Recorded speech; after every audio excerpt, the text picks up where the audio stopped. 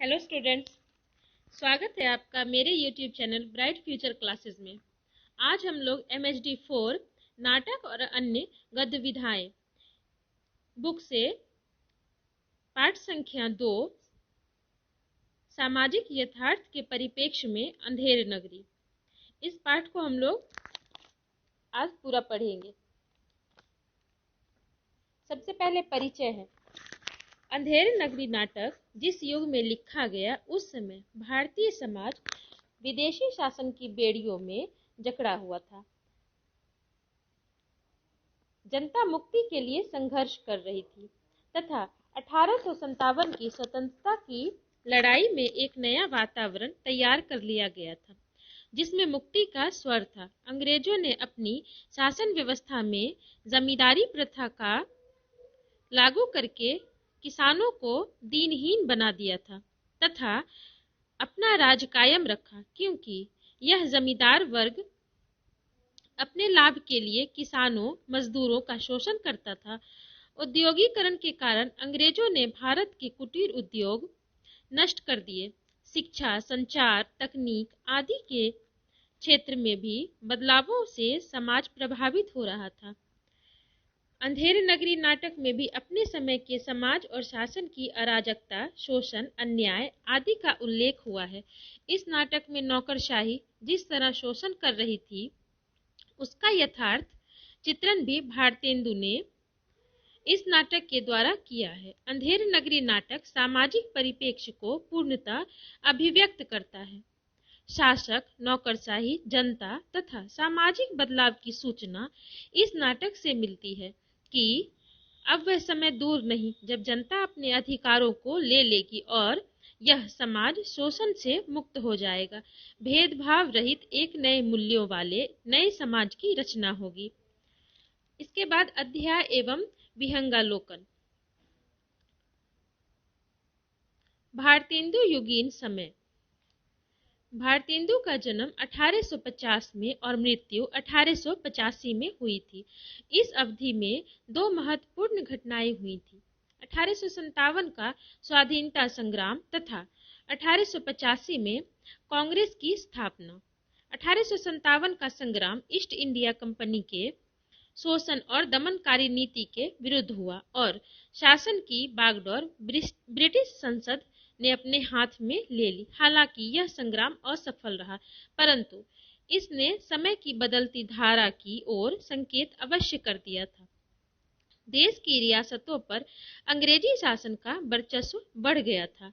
जनता के विरोध को देखते हुए अंग्रेजों ने अपने और जनता के बीच जमींदार वर्ग खड़ा कर दिया था, जिसने एक तो जनता जमींदारों के शोषण से दबी रहे तथा ब्रिटिश शासन बना रहे। औद्योगिकरण के कारण ब्रिटेन के बाजारों का माल यहाँ बेचने के लिए बाजार तैयार करने तथा उद्योगों के लिए कच्चे माल हेतु नकदी फसलों के लिए किसानों पर दबाव दिया गया तथा कुटीर उद्योग को नष्ट कर दिया गया। इससे किसान, मजदूर, कारीगर सभी शोषण का शिकार हो गए तथा सभी की हालत दयनीय हो गई। रेल यातायात ने अंग्रेजों के उद्योग नीति को बढ़ावा दिया। इस दौर में शिक्षा के प्रसार से दो तरह के प्रभाव पड़े। शिक्षित समाज सुधारकों ने राष्ट्रव्यापी और सुधारवादी आंदोलन पर गहरा प्रभाव डाला तथा अंग्रेजी शिक्षा ने ऐसे शिक्षितों की फौज खड़ी कर दी जो अंग्रेजी मानसिकता वाले लोगों से भरी हुई थी। शिक्षा के प्रसार से जाति और धर्म के बंधन भी कुछ शिथिल हुए, जिससे राष्ट्रवादी आंदोलन की आधारशिला मजबूत हुई। बुद्धिजीवी वर्ग ने राष्ट्रीय मुक्ति और समाज सुधार आंदोलन में महत्वपूर्ण भूमिका निभाई। उन्होंने आगे बढ़कर नेतृत्व संभाला तथा ऐसे प्रादेशिक साहित्य और संस्कृति की सृष्टि की जो राष्ट्रीयता और जनतंत्र की भावना से पुष्ट था। बुद्धिजीवी वर्ग ने आधुनिक पाश्चात्य जनतांत्रिक संस्कृति को अपनाकर भारत के समाज की समस्याओं को समझा। समाचार पत्र, राजनीतिक, धार्मिक, सामाजिक संगठन आदि अपने विचारों को जनमानस तक पहुंचाने के तरीके थे। नए समाज की जरूरतें भी नई थी। समाज में व्याप्त रूढ़ियों, मान्यताओं और आचरणों को दूर कर एक प्रबुद्ध, उदार उदार, विवेकशील तथा लोकतंत्र की भावनाओं से ओतप्रोत समाज की स्थापना हेतु प्रयास किए गए, क्योंकि उनका मानना था जब तक समाज में सती प्रथा, बाल विवाह, बहु विवाह जैसी कुरीतियां समाप्त नहीं होगी तब तक राष्ट्र उन्नति नहीं कर पाएगा। अतः इस दिशा में इन सामाजिक विसंगतियों का विरोध करने के साथ ही इनकी समाप्ति हेतु अनेक संस्थाएं भी बनाई गई। भारतेंदु भी इस युग के प्रगतिशील बुद्धिजीवी थे। उन्होंने जनता को जगाने के लिए अनेक पत्रिकाओं का प्रकाशन किया तथा समकालीन लेखकों को पत्र पत्रिकाओं के प्रकाशन तथा उसमें लिखने हेतु प्रेरित किया। साथ ही साहित्य की विभिन्न विधाओं में रचना करके भी समाज सुधार और स्वतंत्रता संघर्ष से जनता को जोड़ने के लिए प्रयास करते रहे। इस काल में अंग्रेजी शासन की नीतियां, राजस्व का भार, अकाल, युद्ध आदि ने देश और समाज की स्थिति को और भी दयनीय एवं शोषणकारी बना दिया। प्रेस की स्वतंत्रता पर रोक लगाने हेतु वर्नाक्यूलर एक्ट जैसे नियम लागू किए गए, जिससे जनता में लगातार असंतोष बढ़ता जा रहा था, जिसे राजनीतिक स्तर पर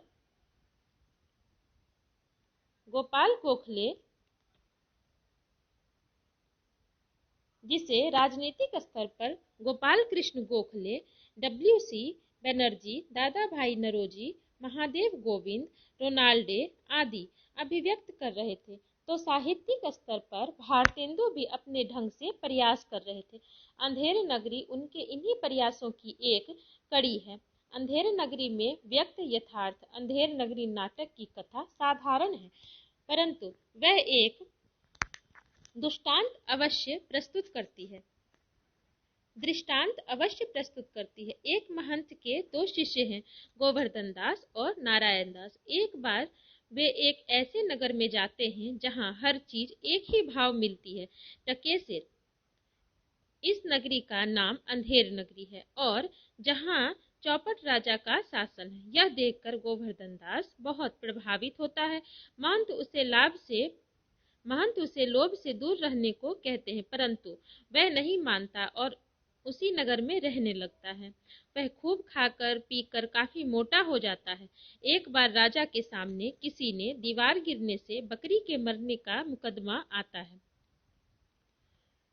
जिसमें दूसरे लोगों पर दोष डालकर बात को आगे बढ़ाया जाता है तथा अंत में एक व्यक्ति को दोषी मानकर उसे फांसी दी जाती है। परंतु फांसी का फंदा बड़ा होने पर गोवर्धन को पकड़ लिया जाता है और उसे फांसी पर चढ़ाने का आदेश दिया जाता है। यह स्थिति राज्य की अराजकता एवं अव्यवस्था को दिखाती है। महंत वहां पहुंच जाते हैं स्वयं फांसी पर चढ़ने के लिए लड़ने लगते हैं। राजा उससे इसका कारण पूछता है तो महंत कहते हैं कि आज जो फांसी चढ़ेगा वह सीधे वैकुंठ जाएगा। यह राजा स्वयं फांसी पर चढ़ जाता है। इस प्रकार गोवर्धन दास बच जाता है और एक बुद्धिहीन राजा का अंत हो जाता है। ऊपर से देखने पर यह अतिरंजित एवं अटपटा सा कथानक लगता है, परंतु इसके अंदर निहित व्यंग बहुत गहरा है। अंधेर नगरी के सामाजिक यथार्थ को समझने के लिए इसे 3 भागों में बांटा जा सकता है। अंधेर नगरी का वर्णन, मुकदमों की कार्रवाई और गोवर्धन दास को फांसी पर चढ़ाए जाने का दृश्य। अंधेर नगरी सभी युगों, समसामयिक संदर्भों में प्रासंगिक नाट्य रचना है। इसमें निहित व्यंग बदलते परिवेश तथा बदलती परिस्थिति में नए अर्थ सामने लाता है। इस नाटक का राजनीतिक व्यंग ब्रिटिश शासन जितना ही आज की राजनीतिक व्यवस्था पर भी खरा उतरता है। अंधेर नगरी में व्यक्त शासन ऐसा है जहां सभी चीजों की कीमत एक बराबर है, जो राजा की बुद्धिहीनता और राज्य की अव्यवस्था को व्यक्त करती है। नौकरशाही अपनी मनमानी से शासन चलाती है। यदि इसे भारतेंदु युग की सामंतशाही से जोड़े तो यह काफी मिलती जुलती है, जिसमें सामंत जनता का शोषण कर रहे हैं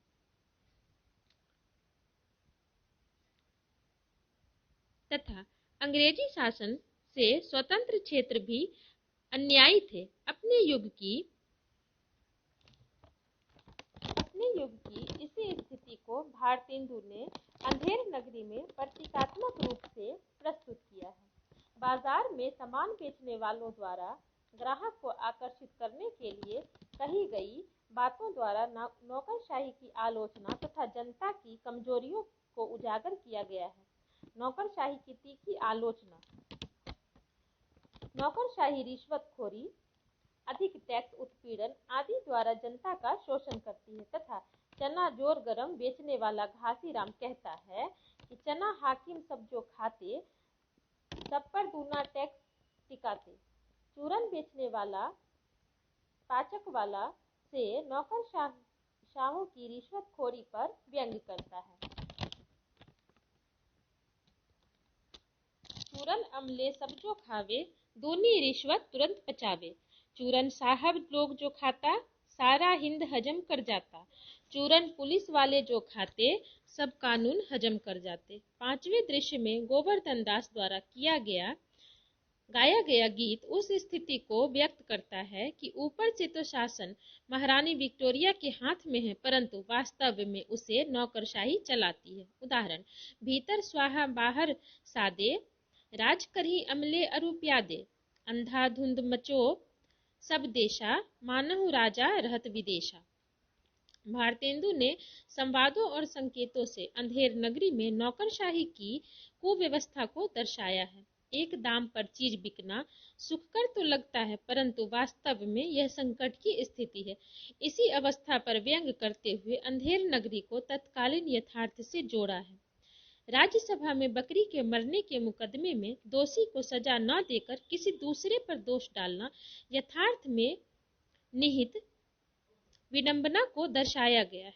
नाटक के चौथे दृश्य में पान वाले द्वारा जोर से पान खाने को कहने से राजा का डरना और सेवक को 100 कोड़े लगवाने का आदेश देना तथा मंत्री द्वारा एक के बाद एक पर दोष डालना राजा की मूर्खता और मंत्री की चतुराई को दर्शाता है।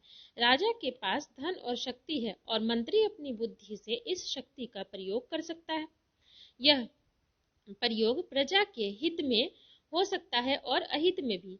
बकरी वाले मुकदमे में यही शक्ति व्यंग्यात्मक रूप से दिखती है कि किस प्रकार अपने ढंग से राजा को चलाता है और अधिक संकट की आशंका से कोतवाल को ही सजा दिलवा देता है। कोतवाल की गर्दन से बड़ा फंदा होने पर किसी दूसरे व्यक्ति को फांसी देना जिसकी गर्दन फांसी के फंदे जितनी हो, राज्य की अव्यवस्था को दर्शाता है और प्रतीकात्मक रूप से तत्कालीन सामाजिक यथार्थ को व्यक्त करता है। अंधेर नगरी और भारतेंदु का वैचारिक परिप्रेक्ष्य। अंधेर नगरी बुद्धिहीन राजा और चालक नौकरशाही के कारण ही नहीं अपितु ऊंच नीच, धर्म अधर्म का विचार न किए जाने के कारण भी अंधेर नगरी है। भारतेंदु ने अपने युग की सच्चाई को उजागर करने का सफल प्रयास किया है। अतः अंधेर नगरी नाटक सार्थक है। टके सिर भाजी टके सिर खाजा द्वारा भारतेंदु ने पैसे का महत्व को उजागर किया है। उन्होंने इस सच्चाई को अपने पात्रों के मुंह से भी कहलवाया है। यह वस्तु के समान मूल्यों का सूचक नहीं है, अपितु इससे यह सच्चाई सामने आती है कि पैसे से कुछ भी खरीदा जा सकता है, और फिर चाहे वह व्यक्ति का ईमान सम्मान ही क्यों न हो। धन से ही हमारे समाज की पूर्व व्यवस्था को बदलकर रख दिया गया है और यह अर्थव्यवस्था अंग्रेजों की देन है। भारत में सामंतशाही अंग्रेजों से पहले भी थी, परंतु उसमें धर्म, जाति, लिंग आदि के आधार पर मनुष्यों को समाज में प्रतिष्ठा प्राप्त थी, परंतु अंग्रेजों ने इस पर धन का प्रभाव डाल दिया और आज मनुष्य की प्रतिष्ठा को धन से तोला जाने लगा। भारतेंदु इस तथ्य को समाज के लिए उचित न मानते हुए स्वीकार नहीं कर पा रहे थे। तीसरे दृश्य में महंत से कहलवाई गई पंक्तियों से यह स्पष्ट हो जाता है। सेत सेत सब एक से, जहाँ कपूर कपास, ऐसे देश कुदेश में कबहू न कीजो बास, कोकिल व्यास एक सम पंडित मूरख एक, इंद्रयान दाड़िम विषय जहान नेकु विवेक। इन पंक्तियों के द्वारा भारतेंदु अंग्रेजी राज व्यवस्था की आलोचना कर रहे हैं, जिस शासन में मूर्ख पंडित कौवे कोवल में कोई अंतर का विवेक नहीं है, जहां सभी मनुष्यों को एक ही लाठी से हाँका जा रहा है, वहां कुव्यवस्था ही होगी। ऐसे राज्य में नहीं रहना चाहिए। गोवर्धन दास के गीत नीच ऊंच सब एक ही, ऐसे जैसे भड़ुए पंडित जैसे के माध्यम से ब्राह्मणवादी सामंती व्यवस्था के टूटने का दुख प्रकट कर रहे हैं। अपने नाटक द्वारा भारतेंदु ने अंग्रेजी शासन के शोषण को भी प्रकट किया है और उनके शासन में जो आदमी सच्चा है उसे कोई नहीं पूछता, केवल छली कपटी लोगों का ही वर्चस्व है। ऊपर से सभ्य नजर आने वाले समाज के तथाकथित सम्मानित लोग ही वास्तव में समाज की कुव्यवस्था और बिगड़ती दशा के लिए जिम्मेदार है। नौकरशाह ही असली शासक है। उन्होंने अपने युग की पीड़ा और यथार्थ को पूरी तरह उजागर किया है। व्यंग और विडंबना के रूप में अंधेर नगरी। अंधेर नगरी एक प्रहसन होते हुए भी अपने उद्देश्य तथा सामाजिक राजनीतिक चेतना के कारण व्यंग्यात्मक नाटक है, जिसका व्यंग तीखा और गंभीर है, जो हंसता है और तिलमिलाता भी है तथा समाज की सच्चाई और व्यवस्था को व्यंग के माध्यम से सामने लाता है। यह व्यंग रचनाकार के अनुभव, रचना दृष्टि, समीक्षा शक्ति, संवेदनात्मक ईमानदारी आदि का प्रमाण है कि वह समाज की मूल्यहीनता को बड़े मार्मिक एवं व्यंग्यात्मक रूप से पात्रों के संवादों, उनकी शारीरिक क्रियाओं, ऊटपटांग हरकतों, परिस्थिति आदि के द्वारा प्रस्तुत कर देता है। एक हास्य प्रधान नाटक होते हुए भी भारतेंदु ने समाज